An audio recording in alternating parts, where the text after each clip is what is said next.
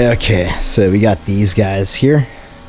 I got them all prepped up. I ground around the where the welds are, and we MIG welded up the ends that we put the little 45 on, so if you hit something, maybe you'll stand a chance of shooting it over instead of causing much damage. I got a setting that I'm happy with. We weld those caps with it.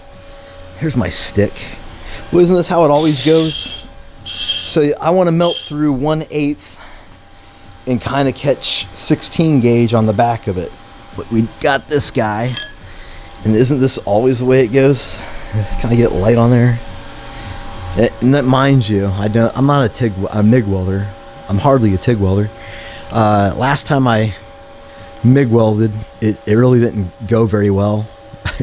So I'm overly paranoid. So anyway, you kick it on and start going, and I'm like, man, I always suck at this. And then I looked at it and I was like, oh my god, look at all that porosity. It's miserable. And then I remember those gas, so we turned the gas on. All right, well, frame connectors in. MIG welding is not my favorite thing. You guys see this? You guys see my dude owes me a hoodie. Anyway, I would say MIG welding is awful. Would not recommend it. This thing did fine. Yeah, so our subframe connectors, can you see them? Probably not. Are all welded in there and over there. And yeah, so I started at 11 and it is 4. So what is that? Anyway, it's done. I think that was it. So the only thing I can think of that I have left is I just have to weld everything. So everything's in a pile. We got like a day and a half of bench welding to do. And then I got to, once that's all bench welded out, I'll put the exhaust hangers in it. And that's it. I mean,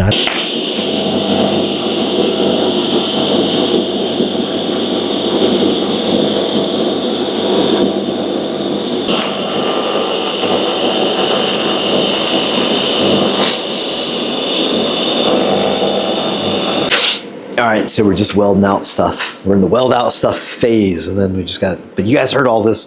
When I was welding this out, I was just really happy with how well it went together. And I just want to show you guys the value of the weld rings. Again, we actually have one of these welded in right here. We're going along, putting that in. Generally, I weld like alternate. First thing I do is I make a bajillion tacks. Everything's tacked a lot. You guys will see that. Lots of tacks, right? Lots of tacks. That keeps stuff from moving around. At least I've found it in the way I weld it keeps stuff from moving around. But these joints are great. There's no gaps in them. They're so tight. Everything's doing what it's supposed to be doing. And that's the benefit of using these guys, of using the ezfabs when you're laying this, even if you're not going to consume them like this guy. Which I'm kind of jealous because this is so easy. I could just set the machine and just whoop and run these. No back purge necessary. And the only thing you want to do is make sure it gets wetted out really nice. I'll show you right here. So that's about what you want with those guys. So you just kind of pump the pedal, not too fast. To just kind of set it whoop whoop and make yourself some nice little beads. It consumes in. You want to make sure you really tie into both the pipes on either side and the base metal of the ring. So don't be afraid to lean on it a little bit. I just thought I'd show you those joints and how nice they were. I'll come out here. Is basically the mirror pipe of that one, and there's all the joints. You can see, you know, nice, tight, good fit up all the way around. So there's one of those weld rings. And I had like all these parts balanced in one hand, and I think look at that. I was able to make that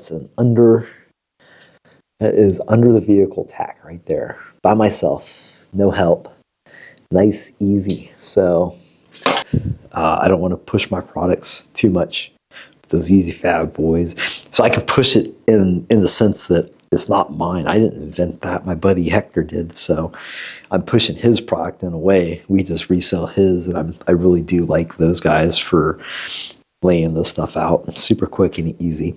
So this is my finished pile here, and this is the to-do pile.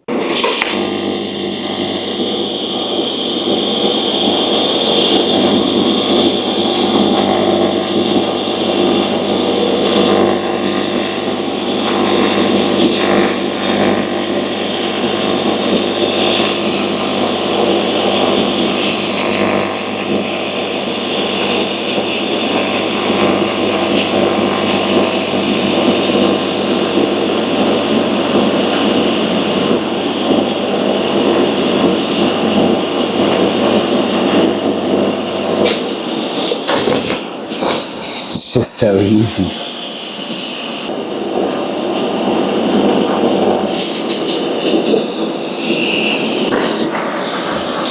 That was really good. So 132 amps with those pulse settings I got.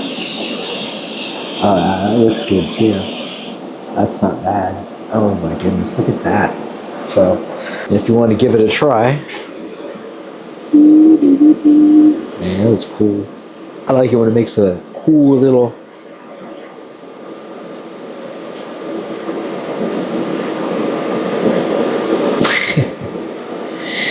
that's cool. Yeah. So anyway, here's the settings in case you want to give that a try with the old Vulcan. We of course we got the what is this? The 16 cup GLS available on the website. You can get it with a stubby kit if you got a big torch like I do, the 17, or you can get a gas lens for the small if you want to, or you can just get the cup itself. So that's important. The flow is always like, I mean, it's subjective because those are just numbers, but usually around 35. I can hear it hissing.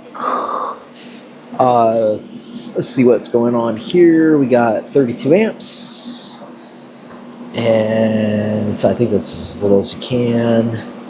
And what is that? Our post flow 11 seconds. Our pulse is on. We're at 20% of the background amps, 35% peak time, and 50 hertz per second. And that seems to be working pretty good. And then just for butt welding, 111 amps seems to work really well for these guys here. This is my last one. I just ran on that, and it wetted in real well. Give those settings a try if you want to. See if it works for you. Remember, speed. Speed's also another variable.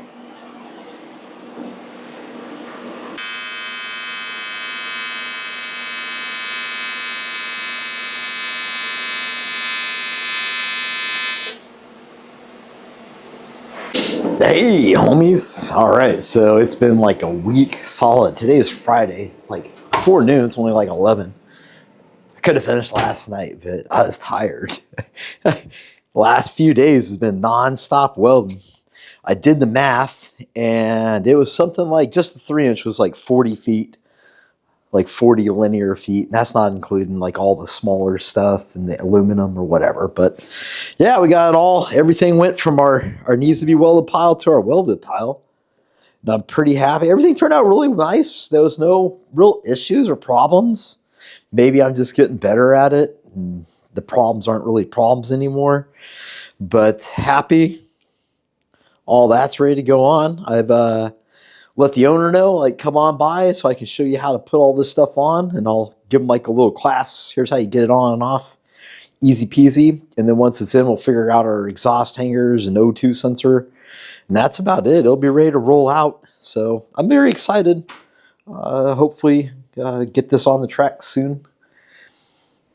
Still got to run a fuel system, I think, and do a little wiring. But we'll help Pete with whatever he needs to do to get it done. It'll be interesting to see how it goes.